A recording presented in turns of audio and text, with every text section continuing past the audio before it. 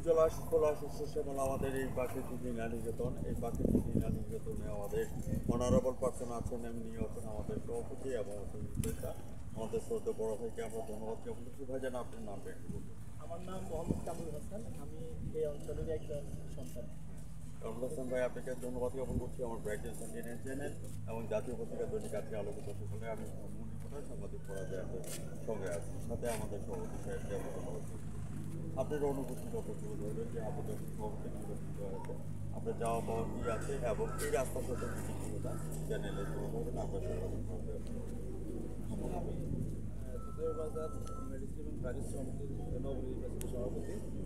তো আমার বাড়ি হচ্ছে এই রাস্তায়, আমি এখান দিয়ে দৈনিক চলাফেরা করতে হয়। কিন্তু এই রাস্তাটা আমরা অনেকদিন যাবৎ, বিশেষ করে গত বছরের বন্যার পর থেকে এই রাস্তাটা একেবারে ভেঙে জরাজীর্ণ অবস্থায় আছে।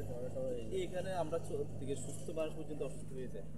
কিন্তু আমরা দেখা যাচ্ছে যে গর্ভবতী নারীরা, বিশেষ মায়েরা, বোনেরা দেখতে পাচ্ছেন যে রাস্তা ভাঙা রাস্তা, ওইদিকে দেখতে পারবেন আরও অনেকটা সমস্যা। এই সমস্যার আমরা প্রচণ্ড আকারে ফিল করি, বিশেষ করে নারীদের ক্ষেত্রে আমরা একবার অসহায়ের মতো মা বোনদেরকে অন্তত ডাক্তারের কাছে নিতে হয় বা আমাদের অনেক কষ্ট হচ্ছে। সাংবাদিকের কলমে এবং ক্যামেরা কোনোদিন কারণে একটু মাথা ব্যথা করে না। আমি সভাপতি সাহেবকে ধন্যবাদ জ্ঞাপন করছি, সাথে কামরুল হাসান ভাইকে আমরা ধন্যবাদ জ্ঞাপন করছি। এই যে জরাজীর্ণ অবস্থা, রাস্তার যে বেহাল অবস্থা, এখানের মধ্যে যে কথাটা বললো, গর্ভবতী মারা যদি এখান দিয়ে যদি যায়, এখানে হসপিটালে নেওয়ানোর আগেই কিন্তু ওদের অবস্থা করুণ হয়ে যাবে, মৃত্যুর সাথে করতে হবে। এই জন্য আমরা বর্তমানে যে অ্যাক্সিডেন্ট আছেন এবং ইউনুস স্যার আছেন, ওনার দৃষ্টি আকর্ষণ করছে এবং অন্তর্বর্তীকালীন সরকার এটা ইউনুস সাহেবের দৃষ্টি আকর্ষণ করছে। তাতেও যদি এটা রাজনৈতিক খাত না হয়, তাহলে সাংবাদিকের কলম এবং ক্যামেরা চলতে থাকবে। ভাই, আপনি কিছু কথা চ্যানেলে তুলে ধরুন।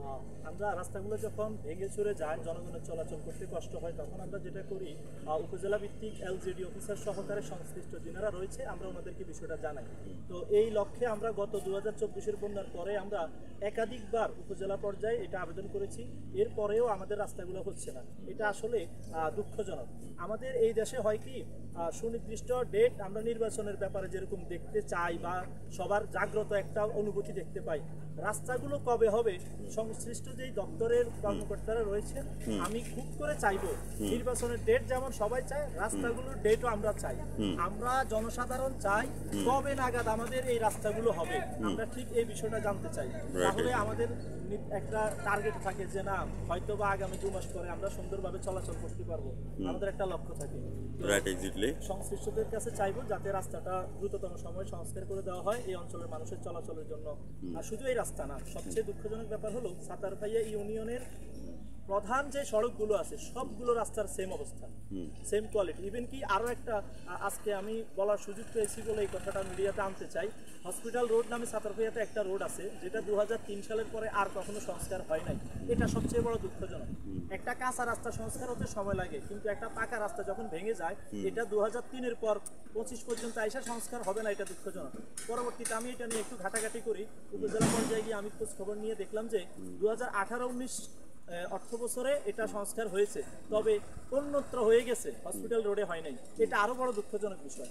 অর্থাৎ হসপিটাল রোডের নামে বরাদ্দ এসেছে, কিন্তু সেটা হসপিটাল রোড না হয়ে সাতারভাইয়াতে অন্যত্র কোথাও হয়ে গেছে।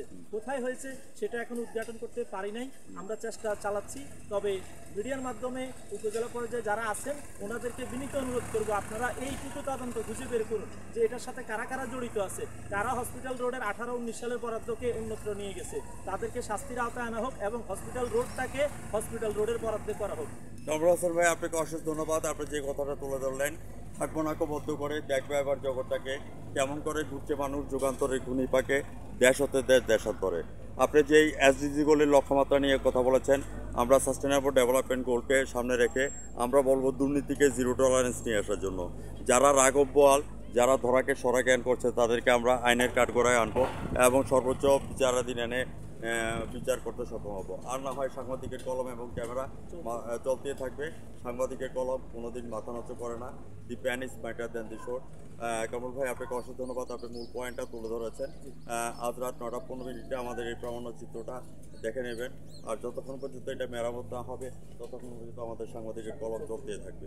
আরেকটা ছোট টপিক হলো, এই হসপিটাল রোডের বরাদ্দটা অলরেডি হয়ে গেছে, 2000 মিটার হয়েছে এবং ঠিক আগে যেখানে সরিয়ে নেওয়া হয়েছে ওখানেই হবে বলে আমি ধারণা করছি। তাই আমি চাচ্ছি এবং জোরালোভাবে চাচ্ছি যাতে করে এই বরাদ্দটা এবারে কেটে না যায়, হসপিটাল রোডে যাতে বরাদ্দটা আসে।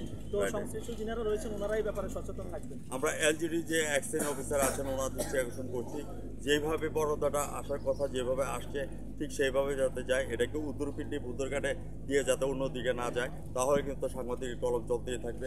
এবং আমাদের কাছে সব ধরনের প্রমাণ আছে যে হসপিটাল রোড কোনটা আর অন্য প্রত্যেকটা রোডের নির্দিষ্ট নাম আছে। তো হসপিটাল রোডের নামে অন্য রোড হবে, এটা তো দুঃখজনক।